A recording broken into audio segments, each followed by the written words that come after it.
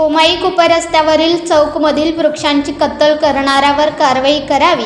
सातारा शहरात सदर बाजार भागात सिव्हिल हॉस्पिटलच्या पाठीमागे होमाई कुपर चौक रस्त्याच्या कडेची झाडे पालिकेच्या परवानगीने तोडली गेली आहेत। मात्र ही झाडे तोडण्याकरता पालिकेने परवानगी देत असताना ती झाडे मुळासकट तोडण्याची परवानगी दिली नव्हती। त्यामुळे त्यांची चौकशी करून संबंधित झाडे तोडणाऱ्यावर पालिकेच्या वृक्ष विभागाने गुन्हा दाखल करून कारवाई करण्यात यावी अशी मागणी सातारकर नागरिकांनी मंगळवारी दुपारी 1 वाजता सातारा पालिकेकडे केली आहे।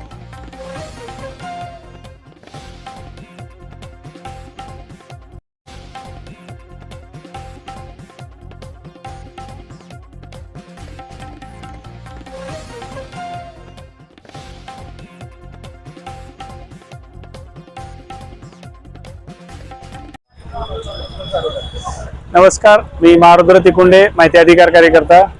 आज सातारा नगरपालिका हद्दीमधील सिव्हिल हॉस्पिटलच्या मागील जवळजवळ 30 ते 40 वर्षापूर्वीची जुनी वडाची झाडे तोडण्यात आलेली आहेत आणि ती मुळापासून छाटलेली आहेत।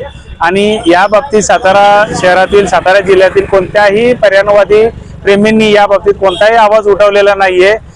ही दुर्दैवाची गोष्ट आहे आणि सध्या जिल्ह्यामध्ये वृक्ष लागवड हा मोठा कार्यक्रम आहे। माननीय सयाजी शिंदे साहेब सुद्धा पर्यावरणावर मोठा आवाज उठवलेला आहे आणि आपल्या सातारा शहरात, आपल्या मातृभूमीमध्येच अशा मोठ्या वृक्षाची वृक्षतोड होत आहे। ती कायदेशीर, बेकायदेशीर किंवा नगरपालिका परवानगी दिली नाही दिली हा मुद्दा महत्त्वाचा नाही, तर 30 ते 40 वर्षाची जुनी वडाची झाडं तोडली जात आहेत।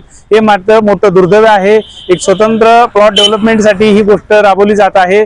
वडाची झाडं जतन करून प्लॉट डेव्हलपमेंट करता येऊ शकला असता, परंतु तसं न करता संबंधित व्यक्तींनी नगरपालिकेच्या परवानगीचा गैरफायदा घेऊन सदरची झाडे मुळापासून तोडलेली आहेत आणि अशी 30 ते 40 वर्षाची झाडे तोडल्यामुळे पर्यावरणाचा मोठा ऱ्हास होऊ शकतो।